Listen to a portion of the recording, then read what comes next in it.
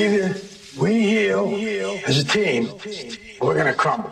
Inch by inch, play by play, till we're finished. We're in hell right now, gentlemen, believe me. And we can stay here, get the shit kicked out of us, or we can fight our way back into the light. We can climb out of hell. 1 inch at a time. You know, when you get old in life, things get taken from you. I mean, that's part of life. But you only learn that when you start losing stuff. You find out life's this game of inches. So is football. Because in either game, life or football, the margin for error is so small. I mean, 1/2 a step too late or too early, and you don't quite make it. 1/2 second too slow, too fast, you don't quite catch it. The inches we need are everywhere around us. They're in every break of the game, every minute, every second. On this team, we fight for that inch. On this team, we tear ourselves and everyone else around us to pieces for that inch. We claw our fingernails for that inch. Because we know when we add up all those inches, that's going to make the fucking difference between winning and losing. Between living and dying. I'll tell you this, in any fight, it's the guy who's willing to die who's going to win that inch. And I know if I'm going to have any life anymore, it's because I'm still willing to fight and die for that inch. Because that's what living is. There's 6 inches in front of your face. Now, I can't make you do it. You got to look at the guy next to you. Look into his eyes. Now, I think you're going to see a guy who will go that inch with you. You're going to see a guy who will sacrifice himself for this team because he knows when it comes down to it, you're going to do the same for him. That's the team, gentlemen. And either we heal now as a team, or we will die as individuals. Ideas are bulletproof. Welcome to the show, ladies and gentlemen. It is January 8th, 2012. The new year is already moving quickly.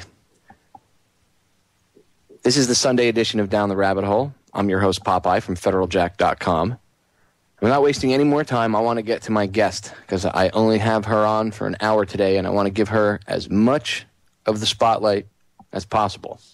The reason I am bringing her on today is because I'm quite impressed with her stance on things and the fact that she's got, I know she's a female, but she's got a set of balls that wouldn't fit in a dump truck.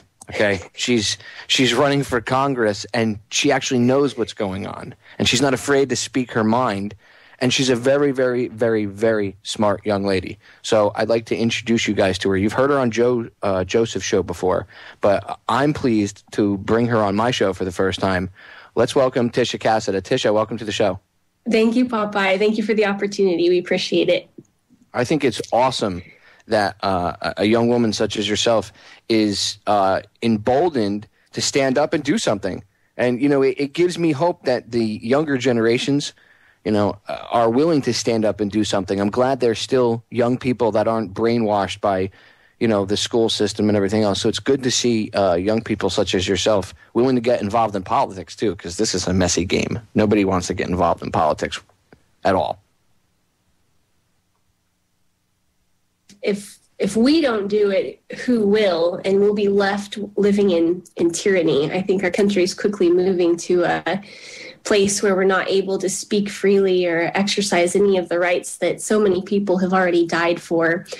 And I do think that there's a whole new generation of freedom fighters that are interested in standing up for the right thing, which is leaving people alone to do their own thing and not having the federal government involved in every aspect of our lives, and allow us to create prosperity and to create peace. And that's kind of our human walk here on this planet. So I think there's a lot of hope. I don't think that a lot of the positive things get the type of press and media that we would like, but that's up to us to change. And you can't complain about it if you're not willing to do something about it. So as a good friend of mine says, put up or shut up.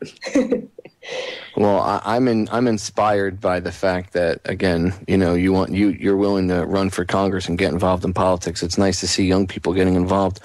What caused you to, I guess, have a quote unquote an awakening and, realize that there was a problem and then something had to be done? How old were you? And then, was there a driving force specifically behind it?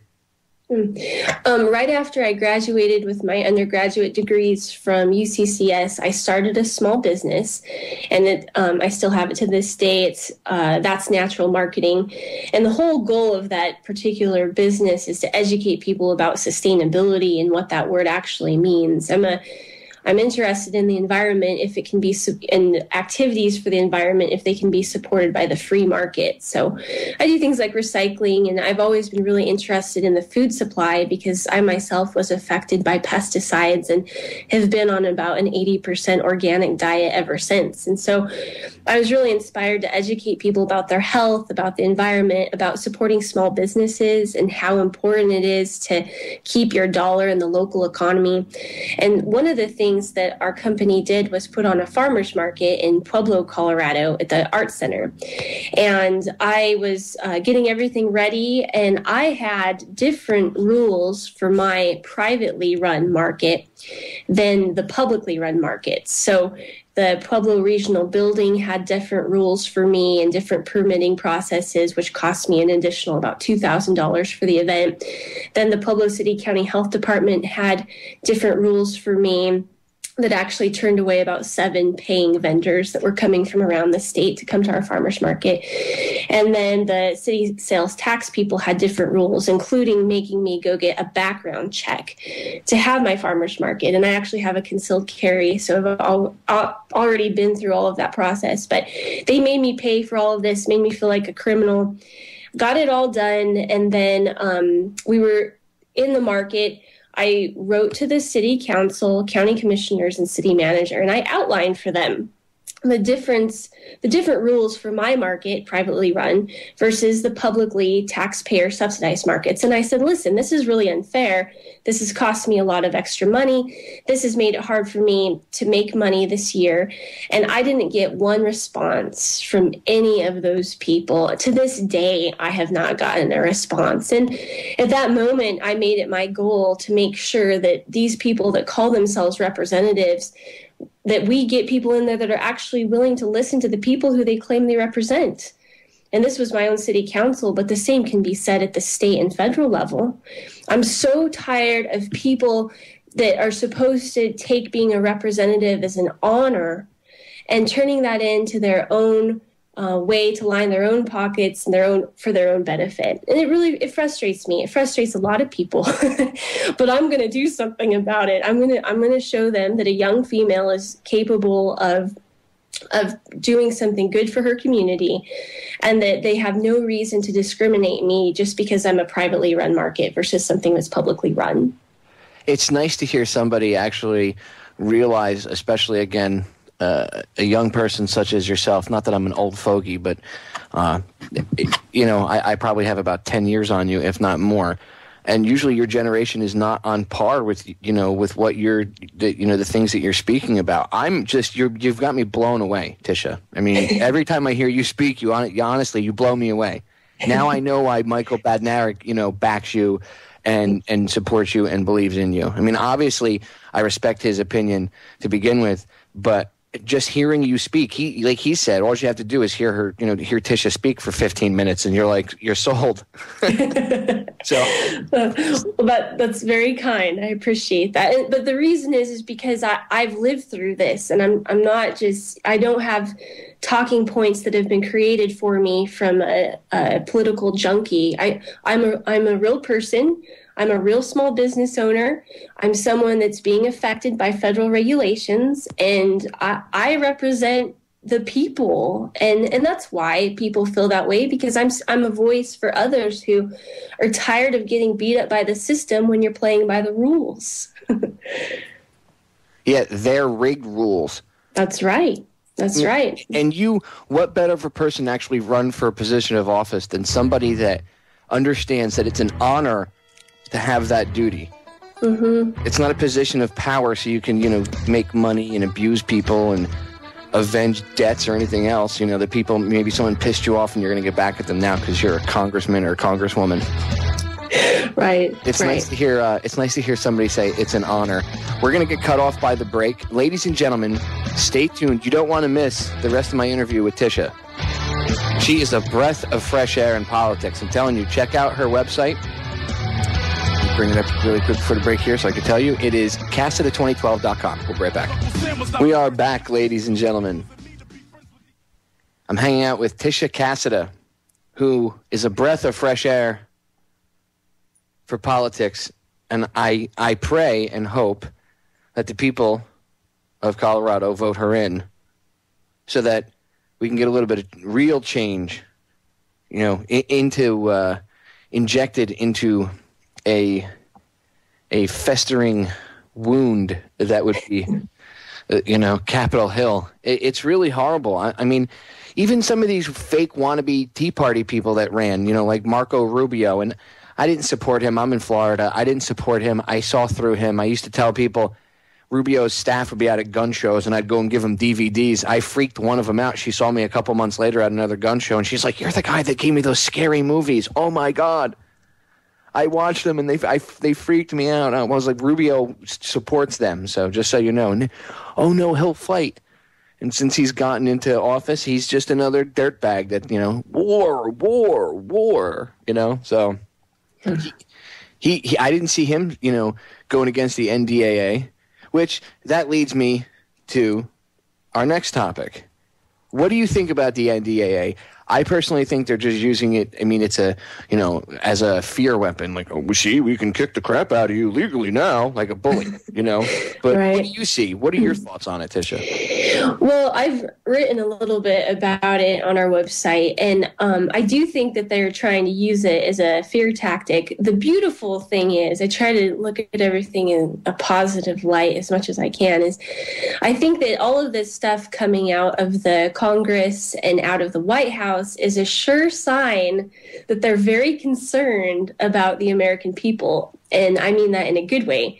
I think that the American people are starting to rise up and be resilient and speak out and stop listening to the talking heads. And I think more and more conversations are going on in every community, in every state, about the atrocities at the federal level of government. And so this stuff that's coming out that basically denies us of any type of right guaranteed by the Constitution is just a way for them to try and make, quote unquote, legal whatever they want to do. And of course, they can't. They don't have that power.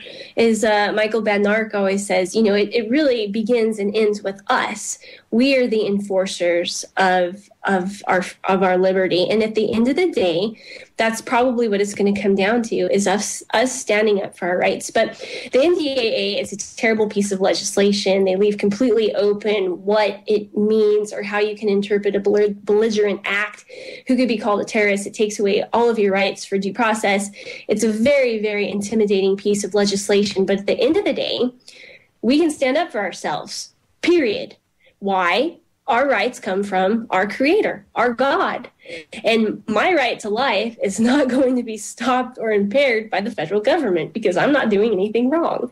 And more people, I think, understand this. And that's a great thing for our society. And so obviously it's something that I think needs to be repealed. But before that can happen, I think we just need people in our communities standing up for one another.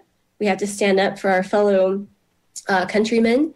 And then we need to exercise county sheriffs and their power to stand up against the federal government when the federal government starts to get out of control. So those are kind of my gut feelings on it. Again, like Michael Badnarik says, all you have to do is listen to her speak, ladies and gentlemen. I mean, when was the last time you heard anybody ever running for any political office even mention half of what Tisha just did in 2 minutes? Never. Ever. Well, maybe the libertarian candidate who never gets any media coverage, ever. Yeah. And you never see him running for Congress, only for president. You never see anybody with your knowledge and your chutzpah running for Congress. So I really hope you get in. You know, I'd say hope and pray, but I always say you can, wish or pray in one, wish in one hand and crap in the other, and tell me which one weighs more. But that's exactly right. It takes a lot of hard work. Exactly. Is there any way people can support you that even aren't in Colorado? Is there any way that they can support you? Absolutely. Right. I mean, we're a grassroots machine. We really do have the opportunity to win this election. There's enough people that we can pull from both parties that are very upset with what the parties themselves are doing. And then there's an equal number of independents in our state and in our district. So we really do have an opportunity to win. This campaign is about winning. It's really, I also, have a purpose in trying to educate people about what's going on. But the biggest thing, if people live out of state and if they can throw a little bit of money our way as a donation, that's incredibly helpful. It adds up. That's what supported our campaign this far. And, we're getting a lot of support from outside of the state with people who understand the importance of having a Congress that's willing to stand up for liberty. I'm representing the people in my district, but I will be speaking for the American people. And so, the greatest way that people can help right now, if they can afford to, is to throw us a little bit of money. And the second thing is they can go to our website and join our email list. And if they can send this information on to others who will be willing to support us, then that would be incredibly helpful. And tell them about your website and where they can donate. If you go to Casida2012.com, it's spelled C as in cat, A, S as in Sam, I, D as in dog, A, 2012.com. And there's a big donate button right there that you can follow. And on there, you can also see most everything that's on there I've written myself. And I encourage people to read and comment. And then our contact information is there. You can see the to join email list as well on the homepage. And you can join up there, and we'll add you to the list and keep you apprised of different activities and things that we're doing. And ladies and gentlemen, don't think that she's, again, just some run-of-the-mill candidate that is spewing some talking points. Trust me, Tisha knows a lot, and we're going to get into a few more things because I've got another half hour with her. So I urge you guys to stay tuned, because you're not going to hear anybody else running, any other candidate, for Congress, ever talk about this stuff. She's like a female young version of Ron Paul. So, and, I guess you could say her mentor is Michael Badnarik. So, who could ask for anything more, like the song says? You know what I mean? Thank you. I would like to say that Ron Paul has been an integral part of me waking up and learning a lot of this, especially when it comes to monetary policy. And I became interested in Ron Paul when I started learning a little bit more about lending and banking, because I have a Colorado real estate license, and so was getting confused about what happened after 2008. Wanted to research a little bit, and really the debasing of our currency is probably our biggest problem after this National Defense Authorization Act. So I think Ron Paul has done a lot for our country and a lot to educate people. I think he's a wonderful human being, and that's something that is really lacking in Washington, D.C. There's a truth deficit. There's an integrity deficit.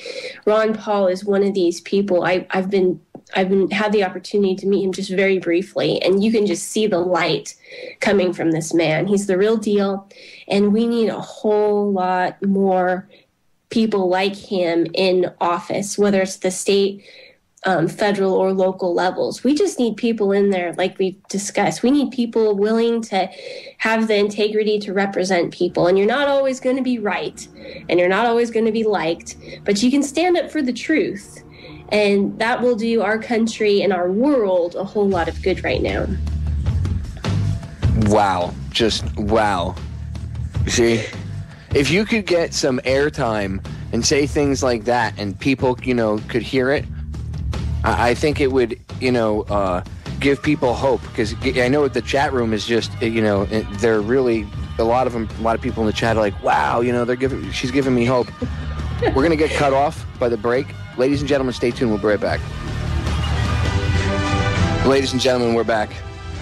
During the break, Tisha and I were having a quite an interesting conversation, and we think we came up with the perfect running mate for Ron Paul for 2012, and that would be Michael Badnarik, because they would never ever hurt Ron Paul, because they would definitely not want Michael in charge and president.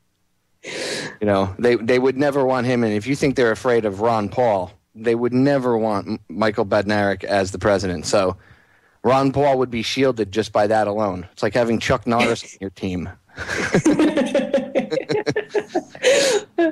Exactly. They wouldn't mess with him. They would just leave him alone. That's so right. There you go. Paul Badnarik 2012. We'll start working on the T-shirts, buttons, and bumper stickers. Right? I think it would. It goes well. It looks good. I could just picture it now. It'll look good on a T-shirt or on a bumper sticker. It does have a good ring to it. And finally, we'd have a vice president with a real set of balls. Our current vice president, he's a tool. Really? Talk about whenever you want good one-liners or to pick on somebody. He's easy fodder. That's why most people don't even bother to do it anymore, because it's just easy. It's like picking on the mentally handicapped. All right. And I'm not picking on the mentally handicapped, ladies and gentlemen. I'm just saying that it would be like picking on someone that was mentally handicapped. It's unfair. So, Tisha, getting into health, because I know you're really involved in healthy living and healthy eating. A lot of people might say, well, she's just a regular politician, but what does she know about health? So what do you know about healthy eating and everything else? Well, as I had talked about briefly, I got really sick after I left high school to go to college. And my sickness was really kind of around with I don't want to say an emotional disorder per se, but my central nervous system. I'd have panic attacks. I had a really hard time controlling my mood. It just didn't feel good or feel as good as I should for a 18-year-old girl. And what I did is I educated myself about what I may have been exposed to, because I was a political science major in addition to a business major, and environmental science was something I was interested in. And then I cleaned up my diet. I took out all of the things that could really be having a negative impact on how I felt, which include like hydrogenated oils, which are a trans fat, which the body does not necessarily recognize, and that's in almost anything that's packaged or processed now. Refined sugar and high fructose corn syrup. A lot of the high fructose corn syrup, which is, again, in almost everything that we consume, is most likely genetically modified, which has a whole different set of implications for people's health that are not even known yet, because we're the human race and we're not really sure how manipulating the genetic structure of molecules will affect us. And then other things like white bread without any type of nutrients. And there's just a whole bunch of things that most of us, unfortunately, eat every day because we're on a very low budget, or because we just don't have time to plan out our meals and what type of nutrients our bodies are intaking. But I researched all of that, cleaned up my diet, and became very interested in the impact of what we eat, not only on ourselves, but also the environment that we live in, and the implications it has on future generations. We're made up of DNA, and when we decide to make babies, then we're transferring our DNA to the next generation. And I am a health nut. I think it's really important to stay healthy. And really, for people that are listening right now, the reason you should be concerned about your health is if you're not healthy, you can't fight for liberty. If you don't feel good, you're just not as capable of doing things. It's just it's a proven fact. If you don't feel good, you're not as productive. So protecting our health, I think, has a lot of implications. And I do feel like the the government, the Republicans and the Democrats, don't do a good job of protecting us. It's really up to us to protect ourselves and what we consume. And so I encourage people to become educated. I've written on that a little bit as well. And, some of the top things you can do are drink a little bit of apple cider vinegar every day, which makes your body less acidic. Even though it tastes acidic, it makes your body less acidic. And only cancer can only grow or fester in your body if it's overly acidic. So taking a little bit of apple cider vinegar, organic apple cider vinegar every day is good. And then really trying to take those things that I mentioned and get them out of your system. Stop eating them. Eat foods that come from the earth, carrots, beans, grains, and get away from the processed foods that most likely have these toxins that cause really, really, really negative effects in your body. Wow. Again, someone running for political office with knowledge of health. No, I can't see any plus side to putting her in office. Ladies and gentlemen, please support Tisha. She's just, again, she's a breath of fresh air, and she'll blow you away. I mean, she's even thrown me for a loop.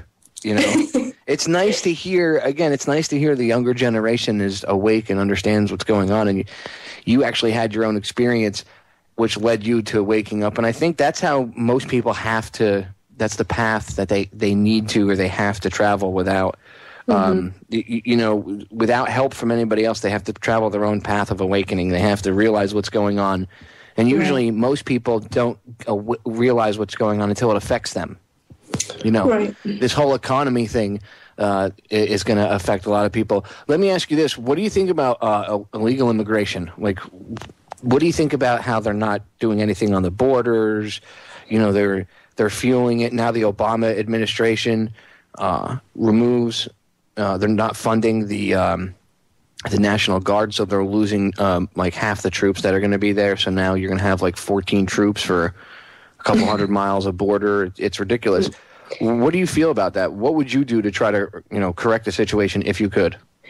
Well, the biggest problem is that we have incentives here in our country to come here legally. If we had a system that was not a welfare state, it would put a huge stop on people wanting to come here, because unless you follow the rules, which is getting your citizenship, then you don't get to play and you don't get to be part of the game. But unfortunately, our system is set up where people who follow the rules are always the ones who get punished in the long run. So I think the most important thing is to change the welfare state. And I think that that's going to fix itself here pretty soon, because we're broke.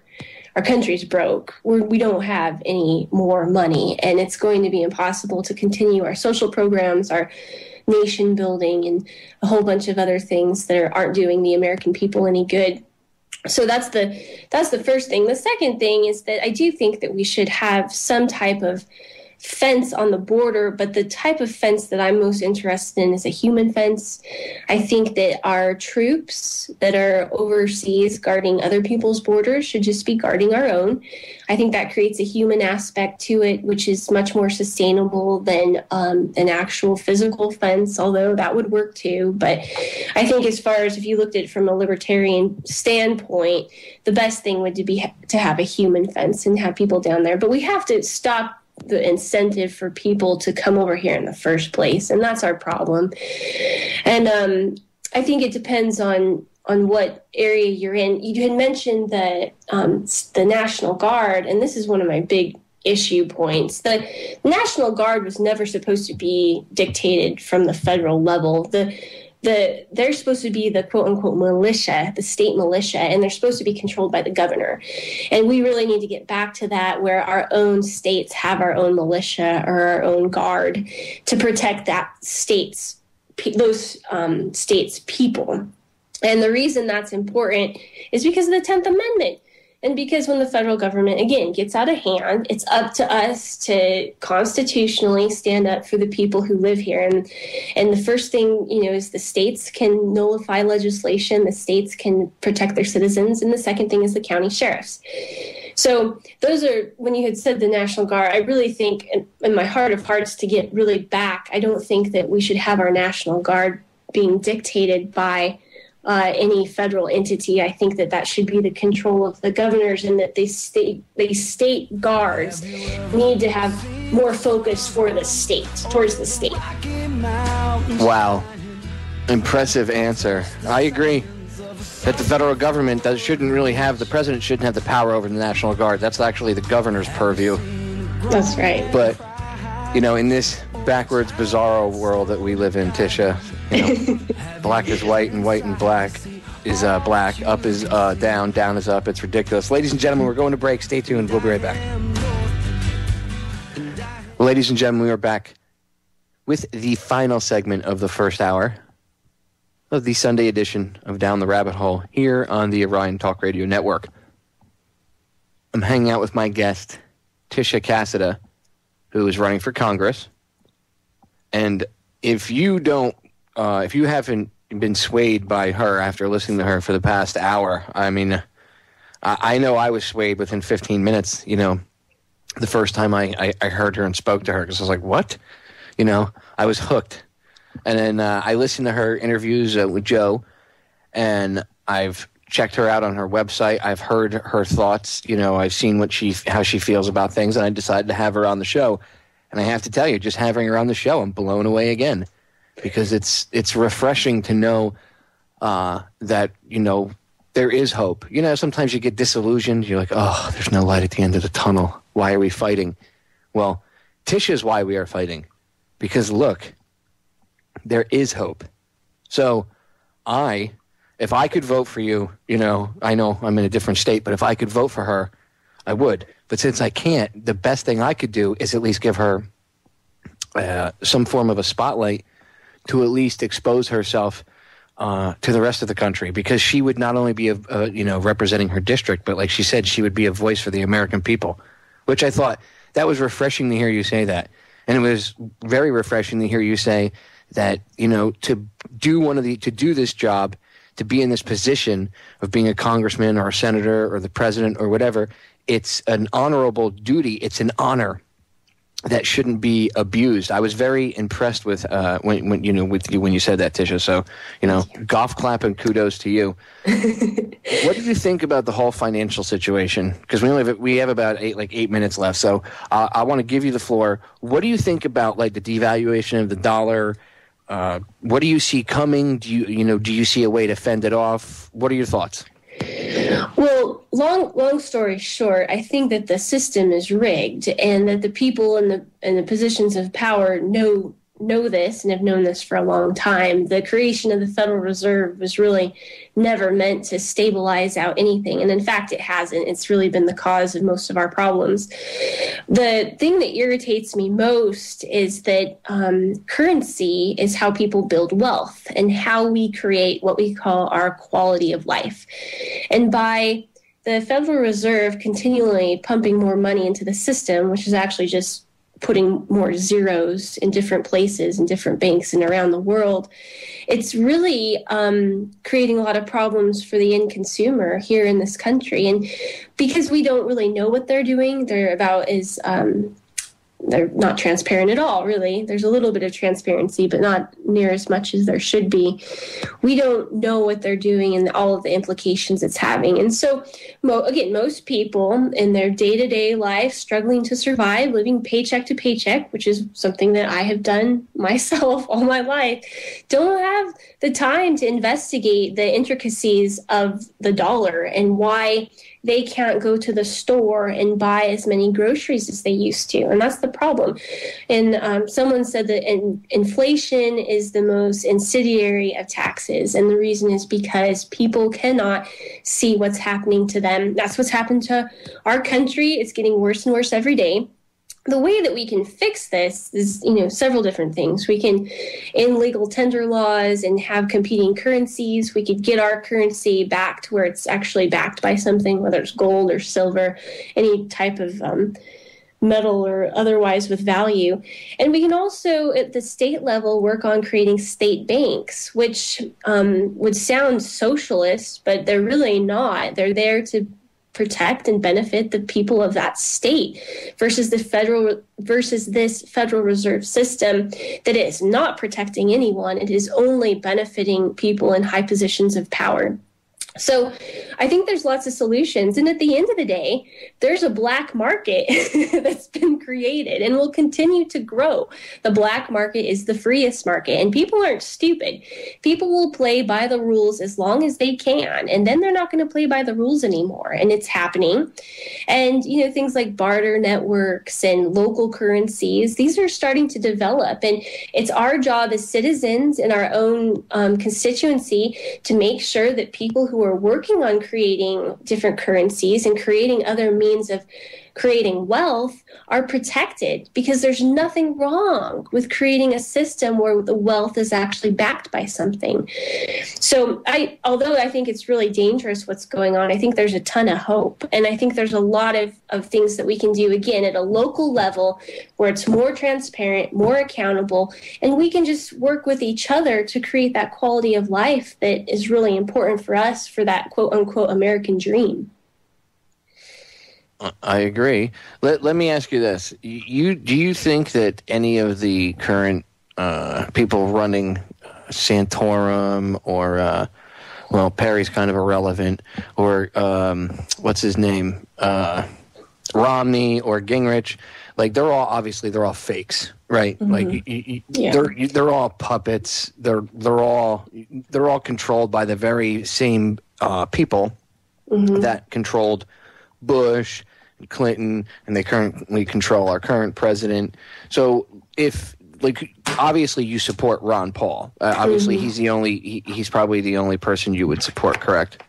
Yeah. President? Yeah, right now. I mean, there is Gary Johnson, who's going for the Libertarian nomination, who is also, I think, a phenomenal human being who I like very much, who I think would also make a great president. But Ron Paul, I think, is in that position where he could really make a difference right now. Let me ask you this. If, in the scenario, if Dr. Paul doesn't get the Republican nomination, okay, let's just say if... You don't want to curse it, but let's say he doesn't get it, right? Mm. Do you think that he would then try to run like third party? Because then it might clash with Gary Johnson. Maybe they could work together. Maybe that's right. Yeah, that would be my hope. If he did decide to do a third party run, that he would work with Gary Johnson on some level, in some way. Because I in my heart of hearts, I believe that the American public is ready for a candidate that's not spit out by either party. As a matter of fact, our founding fathers would be really happy if we did that, because the two-party system they're all the same. It's corruption versus integrity. That's our problem. It has nothing to do with Republican or Democrat. It's a joke. It's a joke to keep the American people thinking that we actually make a difference by who we vote for, because they're all the same. It doesn't matter. Not to say that every candidate is bad, but the parties themselves are they're control mechanisms.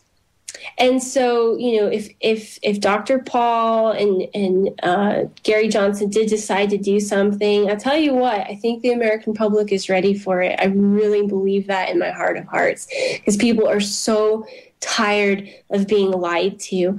And the man we have right now as president has lied, and the people that we have running for the Republican nomination, sans Ron Paul, have lied. Yeah, they're completely trying to sandbag Dr. Paul too. You can see and they really don't have anything on him, so they try to make a mountain out of a molehill. And it turns out, I forget exactly who wrote them, but it came out the other day that it was, they're not even connected to Dr. Paul, and they're trying to sandbag him and everything else. It's just ridiculous. Yeah. When you speak about freedom, you're going to get attacked. That's right. No matter what. When you've met a lot of these candidates, like you've met, what's his name, Gingrich and all them, what are they like in person? Are they just as slimy as they are on TV, or do they come off a little, are they more personable when you meet them in person? I think that I'm an energy person. So like you can just automatically tell when you're in the company of someone who has good energy, like a good person. And I'm a pretty good, I, as many other people, are capable of understanding the energy of people that are not so good. And so I've been very blessed to meet Dr. Paul and Gary Johnson. And I think those are two individuals that are amazing human beings that have done the right thing. And Mr. Gingrich, I didn't really get to meet him for too long, but that was at the opening of one of his movies in Washington, D.C. And I went with a couple good friends. And to be honest, I think that there's a lot of people connected that are using a machine to create a lot of fear. And that's something that Mr. Gingrich does on a daily basis, especially with the Middle East. And I understand that there's such a thing as terror, but unfortunately, I think that it's being used to scare the American people to a point of making rash decisions that negatively impact not only the American people, but a lot of innocent lives overseas. And that's something in my lifetime, in our lifetime, that we really need to bring some truth and light to, is the people that we're hurting with our wars, because there's other ways of taking out the bad guy than killing as many innocent people that we're killing. So yeah, I get good vibes and bad vibes, but the best vibes I get are from Dr. Paul and Gary Johnson, the people I've met so far. Good. And I consider you to be quite an honest young lady. We're out of time. Tisha, thank you so much for coming on. Ladies and gentlemen, stay tuned for hour number 2. Go check out Tisha's website and support her. Give her some help. It's Casida2012.com. CASIDA 2012.com. Stay tuned for hour number 2. We'll be right back. Ladies and gentlemen, we are back with hour number 2. Joe, my buddy, my cohort in crime, hello, is riding shotgun with me. Mr. Joe Joseph, Joe Squared. Joe Squared. As Tim calls you. Honorable Round Eye. Honorable Round Eye. Too bad the listeners will never hear those promos, dude. No, they will never, That's too funny, though. hear those promos. Oh, ever. That was funny, dude. Let's just say Joe's new nickname is Honorable Round Eye. Oh, very good. Yes, very good. Hey, so you had Tisha on last hour. Yes. I want to thank you for introducing me to her. Hell dude, yeah. I was, I heard last time she was on your show, I was in the background muted, and Michael had said to you that she was like, you can't listen to her for more than 15 minutes without being just totally blown away. And I was like, come on. Now, I take, what he has to say with, a lot of respect. I respect what he has to say in his opinion. So I checked her out and I listened to your interviews with her, and I was just floored. I was like, holy crap, this can't be. There can't be, a young person out there that actually wants to get involved in politics that's awake and doesn't have their head up their butt. And I was rather impressed, and then I knew that she wasn't obviously going to get a ton of endorsement. So after you had her on twice, and I heard her, I was like, all right, cool, bring her on.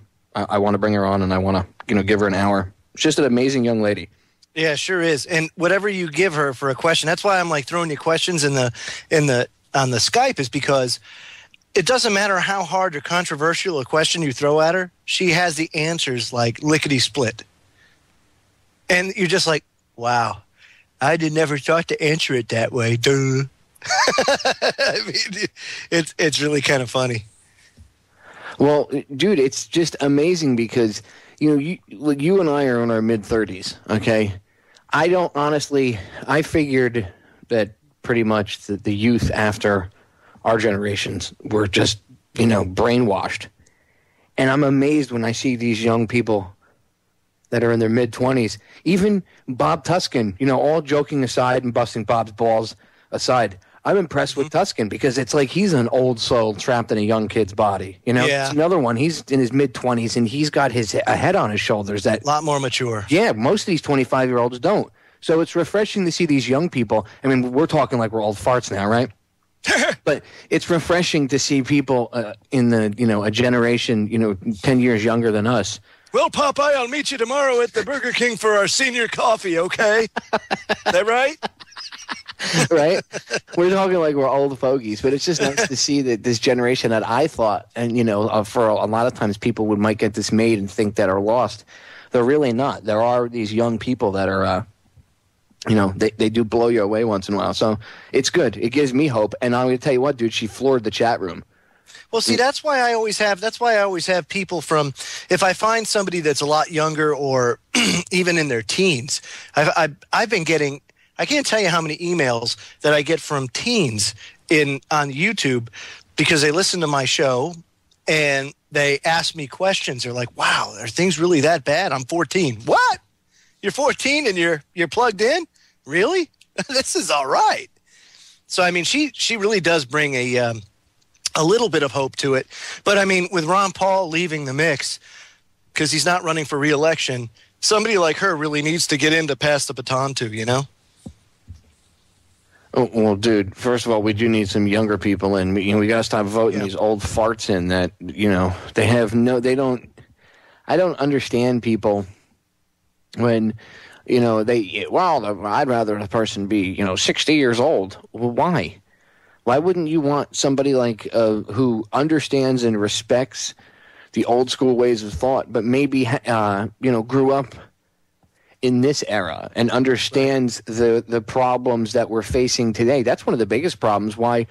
Look at the reason why Hollywood's pushing this whole SOPA thing with the internet is because they can't adapt to peer-to-peer sharing. They can't adapt to the internet and to the way things are. So rather than them try to figure out and actually use their brains and try to figure out how to adapt to it, they'd rather force you to go back to their old draconian ways. And that's what this is about. That's what this comes down to it at the end of the day. That's why Hollywood's supporting it the way they do, because they're being selfish, as it were. Sure. And anybody involved in the industry can get pissed off at me for saying that. I understand you make money on royalties and stuff, but if you adapted to the way things are done now, you'd still be able to do it. Look, the answer to Napster and all that was pretty much iTunes and Amazon selling MP3s for 99 cents. Right. And what happened? People were pretty much more than willing to pay for the song as long as they didn't have to buy the whole album and they could download it. Well, when you think about how much CDs were, I mean, at the height of CD popularity, they were $16, $17 a CD. Now you can go download the whole album for $9.99. I mean, that's cool, dude. I'm all for that. So, I mean, you don't have to get that huge CD, cardboard case, which you don't need. People are throwing out the CD cases, the plastic ones anyway. The only thing they keep is the CD. No one can ever find the plastic cases for their CDs ever after like 6 months. Another thing that I find very interesting is the fact that a lot of people think that no one's listening, that they get discouraged when they keep getting blown off and everything like that. Well, it's funny. I got an email today from somebody who it blew me away, and it kind of validated that people are still listening. And it goes like this. It says, "Thank you for the great interview with Alex Jones. I did this 2.5 weeks ago, I'm positive that you have inspired and woke up many patriots during the interview. I was listening to your interview during a dinner, but I had to stop eating because I became too emotional and started crying. You remind me of one of the famous quotes, 'One man with courage is a majority' by Thomas Jefferson. Thank you again." What do you say to that? I mean, if that totally re-energizes and should validate to anyone out there that people are listening no matter what. So don't give up. Don't get discouraged. Ron Paul comes in third. There may or may not have been some Iowa shenanigans out there. You got to keep fighting because in the process, we're bringing more people into the fold. Pretty soon, we're going to be able to turn the tide. It's just going to take a little bit of time. That's all. I agree. One of the things that kept me going when I first started this years ago, especially on YouTube, my first YouTube channel, I had almost 10,000 subscribers at the time I got shut down. Yeah, you were a big to it. Yeah, man, I was right up there with one. I was one of the top channels at the time. right up there with Enough Respect and the rest of them. And I was one of the first ones killed in the purge of 2008. That was when they purged all the Ron Paul videos, too. They took out Mox News' original channel, C-SPAN junkie as well. See, I remember all of this. I go back a few years. Yes, I do. Anyway, you know, that level of censorship, you know, by destroying all that evidence, you know, you would think that people would be like, oh, I can't do it anymore. You know, I give up, which a lot of people do. And I kept chugging on. And what kept me going was the fact that I would get comments on the new channels, or even comments on videos, you know, and stuff. People would say, like, and to this day, thank you. Those two words are so powerful. When someone says thank you for standing up for me, you know, I've had people say thank you. You know, I wish I could say what you do, but I can't because of my job. But I support you behind the scenes. Thank you so much. You know, so it's empowering to know, or it makes me feel good to know, I should say, that I give a voice to the people that don't, you know, can't, you know, maybe they can't speak up because they're afraid to or whatever. So, you know, through me, they have a voice.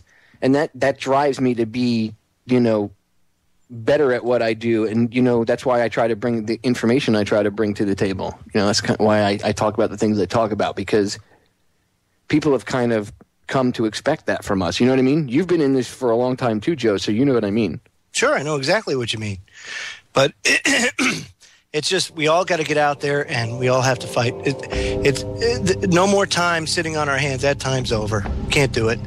You got to get out there, even if it's making flyers, putting them on the cars at the Walmart that are parked out there. Everybody should make a YouTube channel. Everybody that hears this broadcast should make a YouTube channel. Start making videos about whatever. And if you don't make videos, just comment. Yeah, just make one and start commenting, going all over the place. Thumb up, give thumbs up to the good videos and stuff. Ladies and gentlemen, we're going to break. We'll be right back. Stay tuned.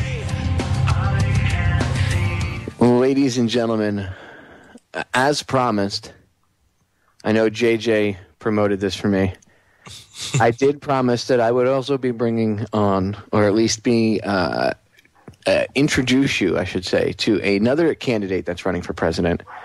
And it's on the Democratic side, so you don't have to just vote for President Barack Obama. That's right. If you want to vote for a Democrat. There is another Democratic choice running. I would go check out the New Hampshire race. I found his slogan. What's his slogan? Forget the phony, vote for the pony. That's right, because he offers a free pony. Ladies and gentlemen, Joe and I are talking about the other Democrat candidate in the presidential race for 2012, and that would be Mr. Vermin Supreme. And I'd like to give Vermin a few minutes so you can hear him speak. They had a quote-unquote lesser-known presidential candidates forum yesterday. Or actually, no, apparently... It was December 19th. Yeah, this was December 19th, so this was actually a couple weeks ago, but I found it yesterday. Let me rephrase that. So I'm going to air it, and I'm going to give Mr. Vermin Supreme some airtime for a second, because I think this is interesting. Like I said, if you vote Democrat, you don't have to vote for Obama anymore. You can always vote for Vermin. Putting 2 minutes to Mr. Vermin Supreme. Thank you. Gingivitis has been eroding the gum line of this great nation long enough and must be stopped. For too long, this country has been suffering a great moral and oral decay in spirit and in incisors. A country's future depends on its ability to bite back. We can no longer be a nation indentured. Our very salivation is at stake. Together, we must brace ourselves. As we cross over to the bridge work, into the 23rd century, let us bite the bullet and together make America a sea of shining smiles from sea to shiny sea. Well, let me explain something really quick. This guy sitting up there at the dais, he's got a suit jacket on that's like neon green with tiger stripes on it. He's got a huge Santa Claus beard, and he's got a huge, like, 3-foot tall galosh, like, huge boot on his head. And at first, when you're first looking at him, because they're zoomed in on him, it looks like he's dressed like a wizard because of the beard. And you're like, what is this guy dressed like? You know, what does he think he's the dude from Harry Potter? You know? Yeah, I'll put a link to the website in the chat room for people to see. That way you can actually go there and then watch the vid. There's a link to YouTube, the YouTube vid. Yes, I'm going to play the rest, but I wanted to get so you have a visual. Vermin sitting there. Picture like a drunken Santa Claus, okay, with a really bad clothing designer.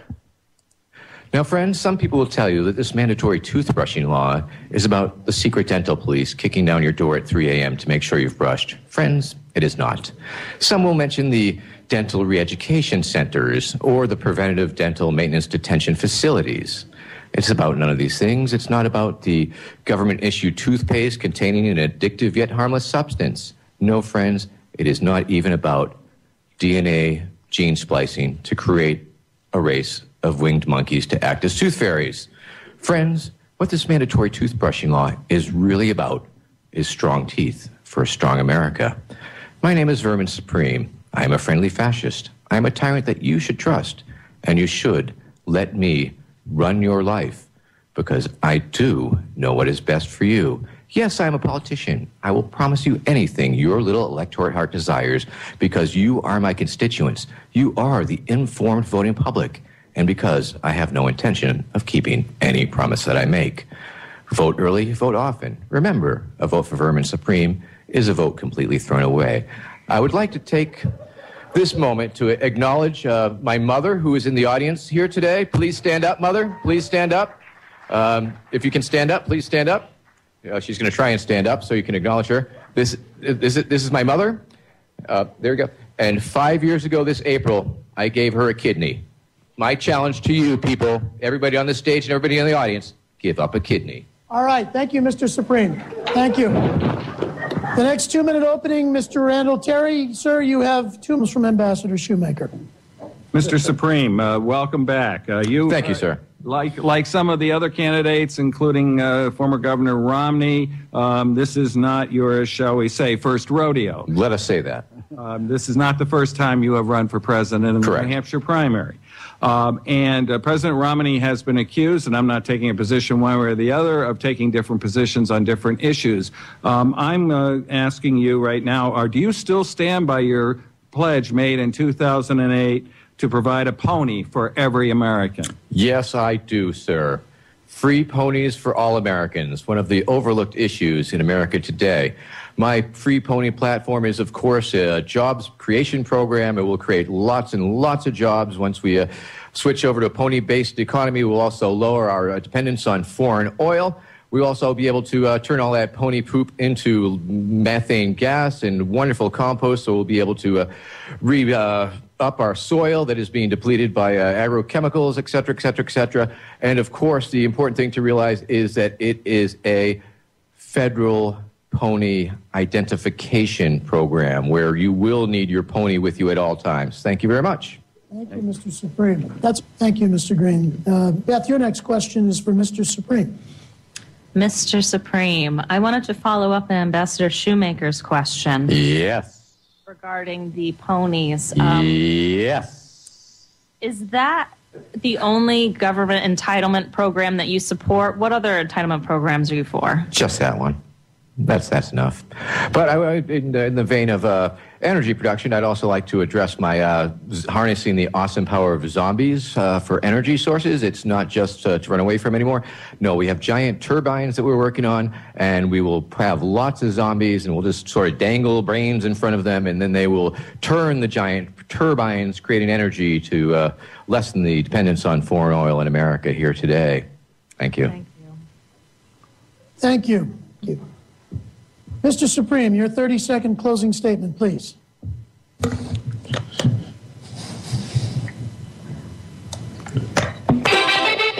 My name is Vermin. My name is Vermin. Vermin Supreme. My name is Vermin. My name is Vermin. My name is Vermin. Vermin Supreme. And you can vote. And you can vote. And you can vote for me for president if you want to. And my name is Vermin. And okay, thanks very much for coming out today. Oh, one more thing. Jesus told me to make Randall Terry gay with that. I guess the guy next to him, I didn't see the whole thing, but I guess the guy next to him, I didn't see the whole debate, but I guess he said things that pissed him off or whatever, and he got up and sprinkled, the hell is that crap? Glitter all over the guy next to him. And he said, Jesus told me to make Randall Terry gay. So then he proceeded to sprinkle glitter on him and say, you gay or whatever. So it was the guy's a performance artist, apparently. So my wife did research on him earlier, and she told me, she's like, he's a performance artist. And I guess that's, maybe he's apparently done this before because they know who he is. Well, he ran in 2008. There you go. I'm sure he'll probably get more votes than Santorum. Oh, my God. But there is hope if you don't want to vote for Barack Obama, ladies and gentlemen, but you don't want to vote for somebody else. You'd rather not vote, because Ron Paul's a Republican. If you still like to vote along the party lines because you still buy into the two-party system, then feel free to vote for the other Democrat choice, Mr. Vermin Supreme. We'll be right back. Ladies and gentlemen, we're back. Like I said, last segment, fear not if you don't want to vote for Obama, but you want to stick to your quote-unquote party lines, then you could always vote for Vermin Supreme. Vote for the guy with the huge galosh on his head. Ugh. Like the song says, Joe, the freaks come out at night. I like the guy. He's got an interesting view on a few things. He's known to walk around with a huge toothbrush, apparently, my wife says. Hey, I'm cool with that. She says that he's got a smaller boot, apparently, that he walks around with on his head. But see, if Ron Paul's not running for president, or he gets, he doesn't go third party, or he doesn't get the Republican nod, then typically what I do is I just write my own name in. Really? Yeah.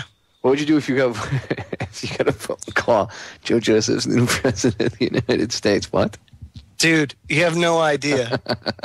You have no idea how upside down this country would be the very next day. Oh, I think I have a pretty good clue. You want to hear? Oh. Wait, you want to hear upside down? I have upside down for you. You think our founding fathers would puke? Did you hear about this story? You know where Belglade, Florida is? It's down by Lake Okeechobee. Okay. Sure. It's a real. It's gotten bad over the years. And, you neglect an area for a certain period of time. A lot of times it's done so that, you can get political leverage using that as a football. And it's been neglected, and there's a lot of crime and violence. There's a huge uptick in it. And rather than the residents go arm themselves, and again, this is why I'm all for open carry. With the craziness that's going on in this world, open carry would deter a lot of crime. But these people aren't arming themselves. They had apparently, I'll play the clip, but there was it's like 2 minutes, but there's an owner, I guess the guy owned like a sporting goods store or convenience store or whatever, and he was robbed, and after the kid robbed him, he shot him for no reason. Like, the guy gave him all the money in the register, and then he plugged him anyway, which it doesn't make any sense. You took a human life for nothing. Like, why did you do it? Was it, And they caught the kid, and the kid's never had a criminal offense before. He's just some college student, So for whatever reason, he plugged the guy and killed him. Now, part of the problem is these residents are all emotional, and they're calling literally. One of them calls during this meeting, I guess they had. It was a memorial, and it turned into like a public meeting or whatever. And the people were calling for martial law. The mayor wants to hire a private security contractor to come in. That's it's just like, why? And it's like, what? And then there was one resident, this female, stood up, and she was like one of the only people that had a head on her shoulder. She's like, we don't need a private security firm. We need the friggin' sheriff's department to do their job. Or just the people to exercise their rights. Of course. But see, you can see how there's agencies that'll use this as a political football. Well, we need more money. We need this. I'm tired of hearing. In this day and age, cops have so many tanks and AR-15s and everything else. Come on. I know I'm not knocking it and saying it's not a dangerous job. It is. For the good police officers that are out there, it's an extremely dangerous job, and I respect you guys. That as long as you guys aren't violating people's rights and you're doing what you're supposed to do, then, you know, and you're awake, which there are people that are like that. I respect you, you know, 100%. But to the guys that abuse their power and stuff or don't use their head, I don't respect that. I'd be the coolest cop on the face of the planet, hands down. Well, I wouldn't. I can't be a cop. I'm not allowed because I test too high. Literally, I'm too smart to be a cop. I read that article on air the other day. You heard about that, right? Oh, yeah. If it's over like 107. You know, somebody mentioned, they commented on Federal Jack, before I play this clip about Boglade, somebody commented about that. They said that they had, after binging on drugs and alcohol for like 10 years, they had gone through detox and everything. And a week after they were finished, they took a IQ test. And they scored on the IQ test something like, I think they said it was like 114 or 120 or something. And that's after detox and all this other stuff, right? And they were like, I can't believe, I wouldn't want to imagine what the cops on the lower end of the scale is, considering their high end is like 107. And this was after this person had been like on a, you know, a binge for 10 years and they had just been, you know, detoxed and clean for like maybe a week.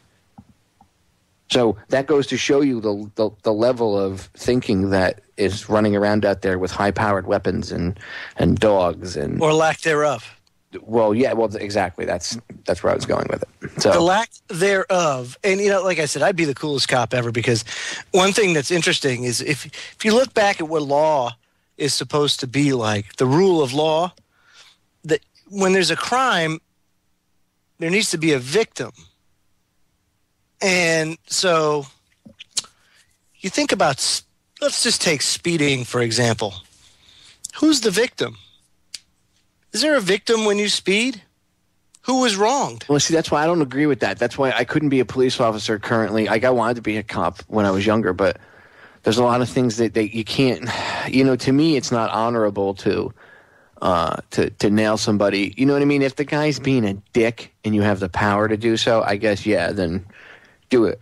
But I can't see the honor or the integrity in pulling, you know, some 80-year-old woman over and giving her a ticket, you know, because you have to fill your quota, or doing something to a teenager or something like that. What they did was they changed the law to make it that the victim was the state or the municipality, not a person, the entity.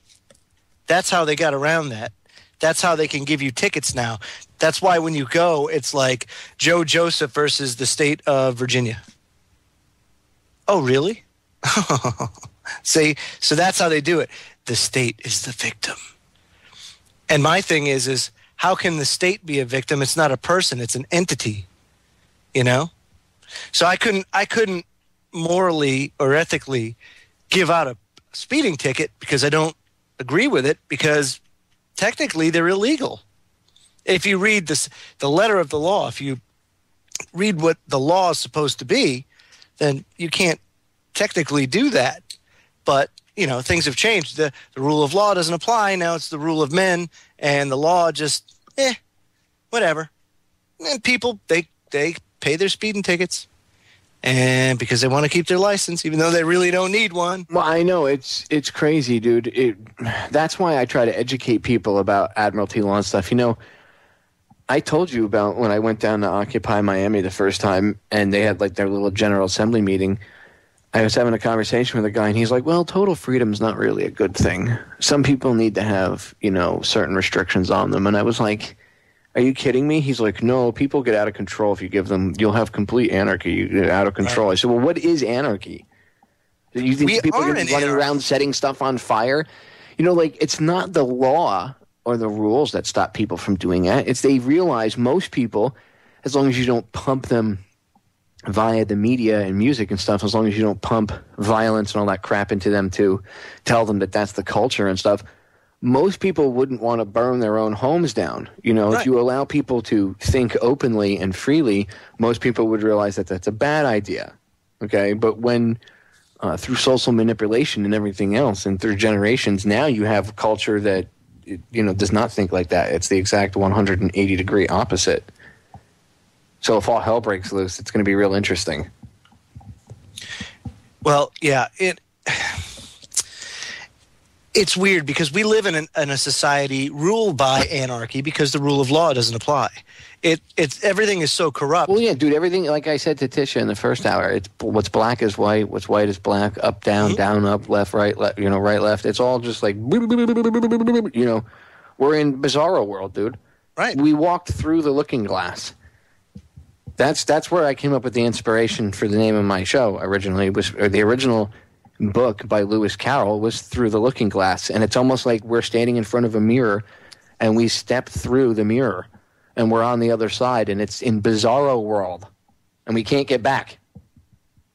Oh, I thought it was like After the Clockwork Orange or something like that, man. That was a sick, twisted movie.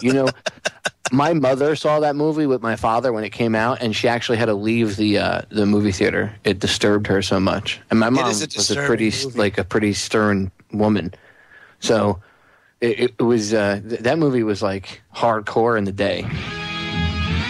What do they call that? Fear porn? Fear porn. Right? That's what Saw was, right? Or is that something else? Yeah, oh yeah, Saw was freaking nuts, dude. The first one. But when you get on to like 18, so I mean, when you're like Saw 22, it's like that's what I call fear porn. It's to scare the crap out of people and to keep that fear-based energy flowing.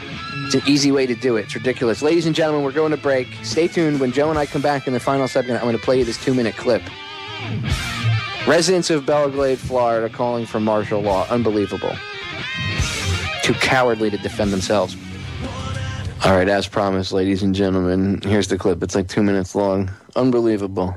Residents of Belglade, Florida. In Belglade. Good evening. I'm Tiffany Kenny. I'm Victor Blackwell. Thanks for watching. It was standing room only this morning at popular store owner Jimmy McMillan's funeral. He was shot and killed Monday by a robber after he handed over the money.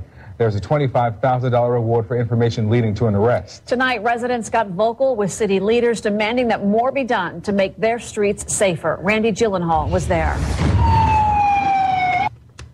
Well, after months of increasing violence here in Belglade, the community has kind of reached a tipping point. Dozens of people packed into City Hall tonight at this meeting, trying to figure out ways to stop the violence and urging the Sheriff's Department to do more. You, the citizens, are responsible.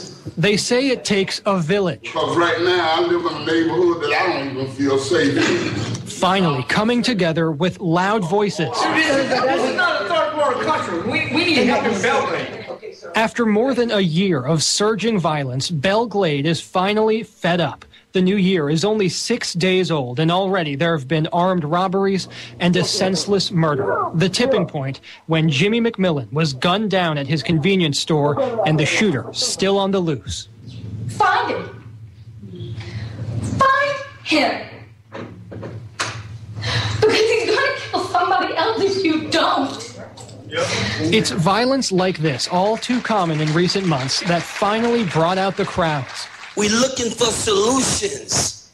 Mayor Steve Wilson, faced with growing backlash, even proposed hiring a private security force heavily armed to patrol the streets.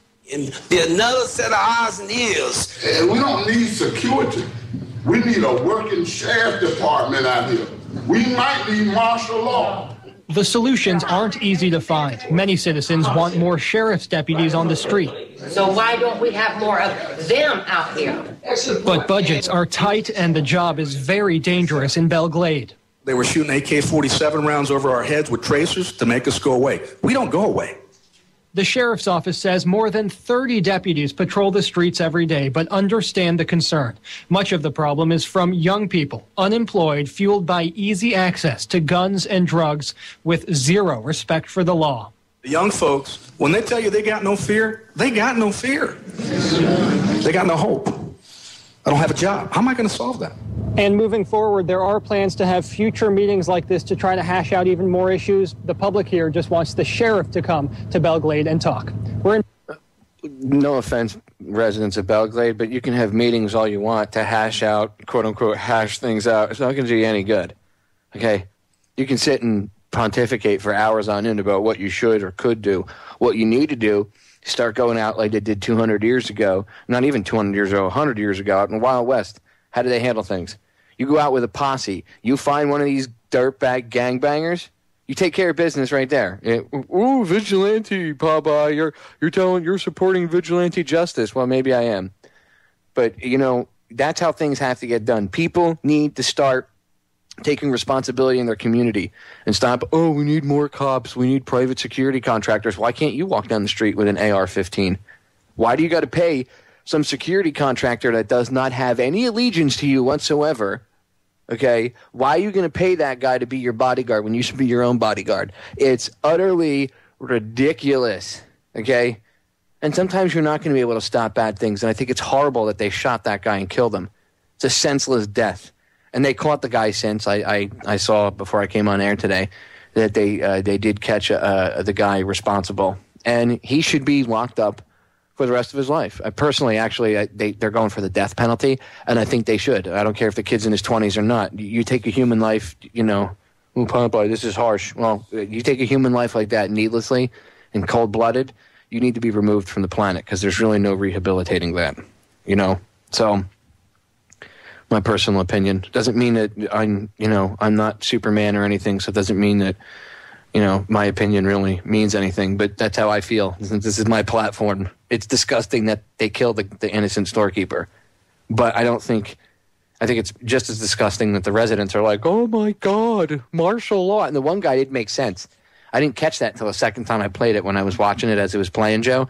The guy that said we don't need contractors, we need our sheriffs to do the job, he then turns around and calls for martial law. Well, who do you think would be on the street if there was martial law, you dumb putz? I mean, ugh. Well, they don't know any better, dude. Honestly, they don't know. Well, but you know what I mean, Joe? Like, how are you going to talk out of both sides of your mouth like that? He's acting like he's informed on it, but if he thinks about it, what happened when they declared, quote-unquote, martial law, and it wasn't really declared, but they said it was, down in Louisiana? Who was rolling the streets after Katrina? Blackwater. You want them in your neighborhood?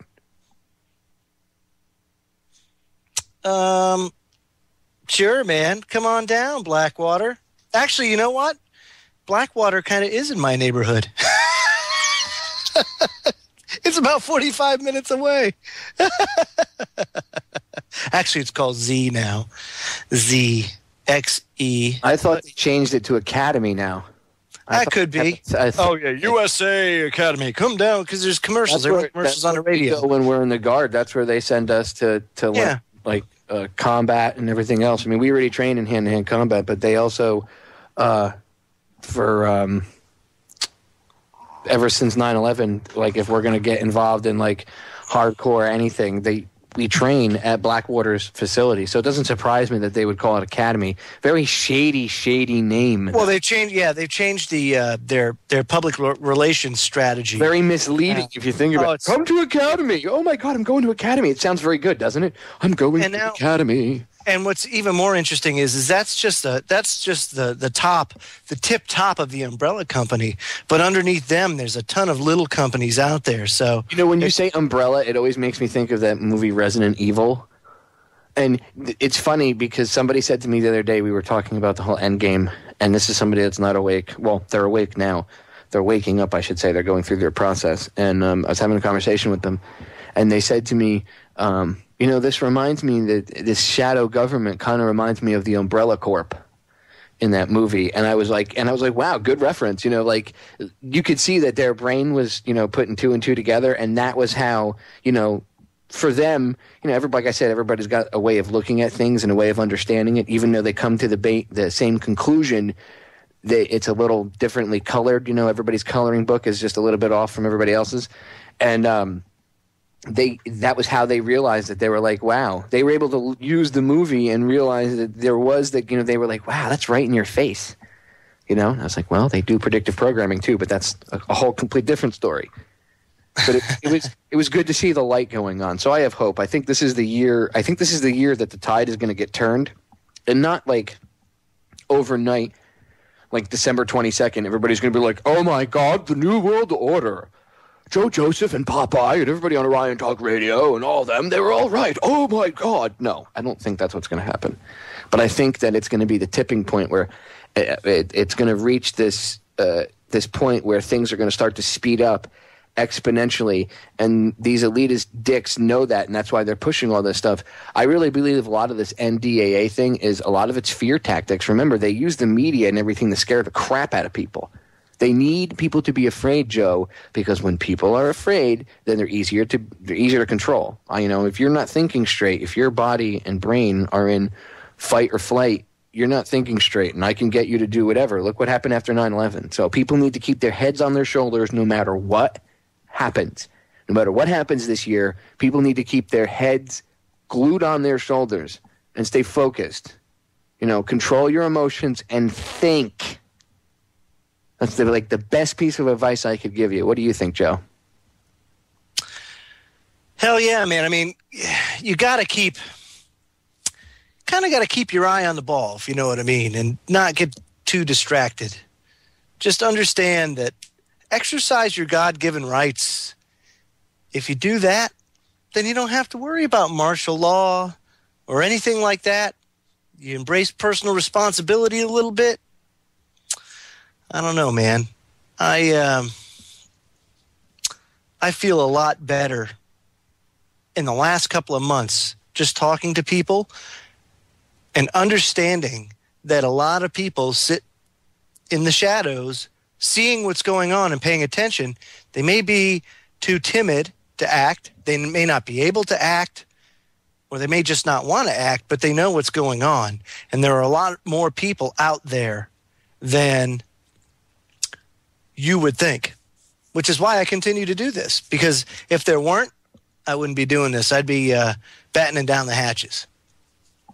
Yeah, I get inspired when I see people. That's why, when you see comments on the YouTube channel or whatever on articles, and people are like, hey, I agree. It's nice to see, that somebody's out there talking about this. I've had people that I've met down here that have said to me, it's so nice to know, first of all, people that knew me that didn't realize that I was the one that ran Federal Jack. I think that's hysterically funny. But especially when I've told them, I guess, sometimes people just don't pay attention. But when you run into somebody and they tell you that, oh, it's so nice to meet somebody that's on the same level because it's frustrating because, everybody down here is a zombie or whatever. So it gives other people hope too, when they start to see others. Oh, there are other people out there. There are a lot of people out there, and it used to be very taboo to bring it up and say it, but now people are starting to stand up and they don't care anymore. So, yes, like I said, we're coming to that precipice, Joe. We're out of time. Ladies and gentlemen, the conversation is just going to carry over to Joe's show, so scoot over to Joe's chat room over at the Freedom Link Radio here on Orion Talk Radio. Hells yeah. And we're going to be talking conspiracies. Conspiracies tonight, folks. One of my favorite topics. It's going to blow. This is going to turn what you think of conspiracies on its head. Well, there you go. I'm interested because I have no clue. Joe's just bringing me in, so I'd like to see too. Now you got me all salivating in anticipation. I'm going over there, ladies and gentlemen.